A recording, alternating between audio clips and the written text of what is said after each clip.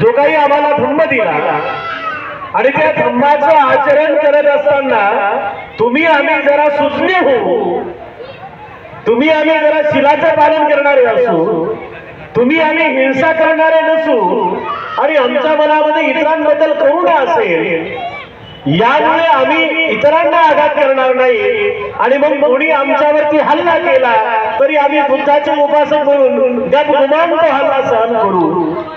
या उद्देशाने बाबासाहेबांनी एक भारतीय बौद्धांच्या जाणीव जागृतीसाठी, त्यांच्या आई बहिणींचं रक्षण करण्यासाठी आणि चांगल्या बौद्धांचं रक्षण करण्यासाठी बाबासाहेबांनी समाजाच्या रक्षणासाठी समता सैनिक दलाची स्थापना केली। पण आज आम्ही महाराष्ट्रावर फिरतो, त्या समता सैनिक दलामध्ये आमचे युवक दिसत नाही। बाबासाहेबांची काय अपेक्षा होती की या समता सैनिक दलामध्ये युवक असले पाहिजे।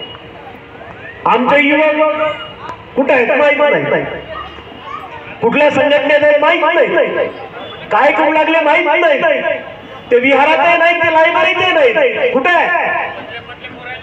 बाबासाहेबांच्या दृष्टिकोनातला भारत आणि बाबासाहेबांच्या दृष्टिकोनातला युवा या भारत भूमीमध्ये घडवायचा असेल तर एक लक्षात ठेवा, बाबासाहेबांच्या धर्मांतरानंतर तुम्ही आम्ही झालेले बौद्ध, या बौद्धांनी काही करावं अथवा करू नये, या बौद्धांनी काही करावं अथवा करू नये, पण त्यांनी दोन गोष्टी मात्र आवर्जून कराव्या।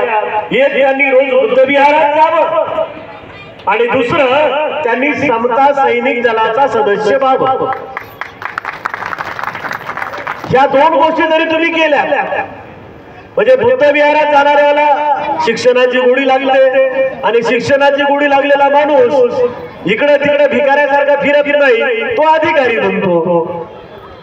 आणि असा अधिकारी जर समता सैनिक दलाचा सदस्य असेल तर तुम्हाला भटकावं लागेल का या खिडकीवर, है का नाही? म्हणजे तुम्हाला पाहिल्याबरोबर तो अधिकारी उठून तुम्हाला म्हणेल, या साहेब सप्रेम जय भीम, मी समता सैनिक दलाचा सदस्य आहे। समता सैनिक दलामध्ये कोणी आलं पाहिजे?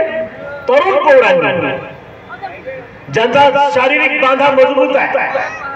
तुम्ही बाबासाहेबांसोबत जे काही समता सैनिक दलाचे तरुण तरुणी आहेत ते फोटो बघा, कसे पोर आहेत ते, कसे सिद्धनाथा सारखे आहेत का, रायप्पा सारखे आहेत का, मोठे मोठे प्रधान गडी आहेत।